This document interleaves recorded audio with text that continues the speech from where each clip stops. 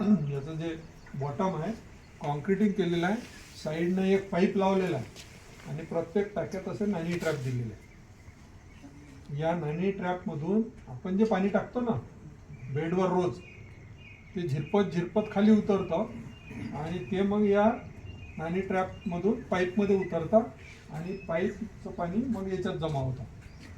म्हणजे गांडूळ पाणी कलेक्ट करण्याची सुद्धा याच्यामध्ये सिस्टीम केलेली.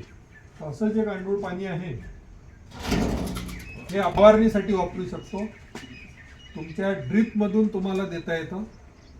ड्रीपमध्ये व्हेंचुरीद्वारे आपण पाण्याबरोबर हे गांडूळ पाणी देऊ शकतो.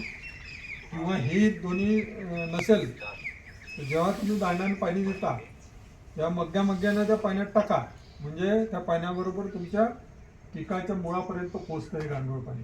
ह्या गांडूळ पाण्यामध्ये जीवाणू आहे. त्यानंतर याच्यामध्ये मेन जे दोन इफेक्ट आहे तो म्हणजे हार्मोनल इफेक्ट आणि फंजीसायडल इफेक्ट. म्हणजे ह्या गांडूळ पाण्याची जर फवारणी केली तुम्ही तर तुम्हाला पिकावर टॉनिक वापरायची गरज नाही. त्यानंतर रोग निर्माण करणाऱ्या बुरशीसुद्धा म्हणजे तुमचा फंजीसाईड रोगामुळे जे नुकसान होणार होतं तोही कमी होतं, म्हणजे तोही खर्च कमी होतो. असं हे गांडूळ पाणी आहे. याच्यातून जे गांडूळ पाणी निघतं ते त्याचं कॉन्सन्ट्रेशन कमी असतं. तर असं गांडूळ पाणी 100 ml 10 लिटर पाण्यामध्ये घेऊन फवारणी करायची. जास्त वापरलं पिकं जळतात. हे एक झालं गांडूळ पाणी. गांडूळ पाणी तयार करण्याची दुसरी एक पद्धत, ड्रमला बुडातून छिद्र पडलेला आहे आणि पाईप जोडलेला आहे. आता या ड्रम मध्ये अर्धा ड्रम जाड वाळू भरलेली आहे, गळे खडे, आणि अर्धा ड्रम मध्ये हे गांडुळाचं खाद्य भरलेलं आहे. मुठमुठ गांडूळ सोडलेलं आहे, वरून त्याला फडके बांधलेले आणि पाणी टाकण्यात येते.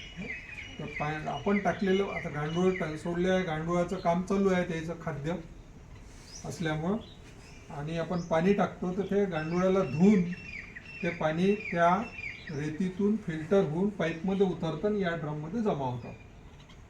अशा रीतीनं आपल्याला जर गांडूळ पाणी जास्त केली नसेल तर अशा पद्धतीनं आपण गांडूळ पाणी तयार करण्याची अरेंजमेंट करू शकतो. आपल्याला गांडूळ पाणीसुद्धा चांगलं मिळतं. याचं हे गांडूळ पाणी जास्त कॉन्सन्ट्रेटेड असतं. तुम्हाला हे 50 ml 10 लिटरला पाण्यात मिसळून फवारणी करायची आहे. अशा रीतीने हे दुसरी पद्धत फॉर्मी वॉश मिळवण्याची. तिसरी पद्धत आहे का, दोन्ही पद्धतीने आहे आपल्याकडे. आपलं जरा थोडंसं कमी बजेटमधलं काम आहे तर आपल्याला गांडूळ पाणी पिकावर फवारायचं असलं, घमिलं घ्या एक. घमिलामध्ये याच्यातलेच 1-2 मूठ गांडूळ वेचून घमिल्यात ठेवा. 2-3 तास, एक 15-20 मिनिट त्याला थोडंसं तळपू द्या. तळपले म्हणजे ते शरीरातलं सिक्रिशन सोडतं. त्याच्यात 1 लिटर पाणी टाका. पाणी टाकल्यानंतर 5-10 मिनिटांनी ते गांडूळ उचलून पुन्हा बेडमध्ये सोडून द्या. हे झालं तुमचं वर्मी वॉश. ते अत्यंत कॉन्सन्ट्रेटेड असतं. ते तुम्हाला 30 ml वापरायचं आहे 10 लिटरला. अशा रीतीनं वेळेवर आपण 1 तासामध्ये गांडूळ पाणी तयार करून फवारणीसाठी वापरू शकतो. म्हणजे ह्या सगळ्या अरेंजमेंट जर नसल्या आपल्याकडे तर गांडूळ पाणी तर फवारायचं आहे आपल्याला, मग ही पद्धत वापरायची. अशा रीतीनं आपल्याला गांडूळ पाणी आणि गांडूळ खत हे आपण या कचऱ्यापासून, शेणापासून तयार करून आपल्या नैसर्गिक शेतीत वापरायचं आहे. याच्यावरच आपल्याला नैसर्गिक शेती पिकवायची आहे आणि आपली जमीन सुपीक बनवायची आहे. काही खर्च, मेहनत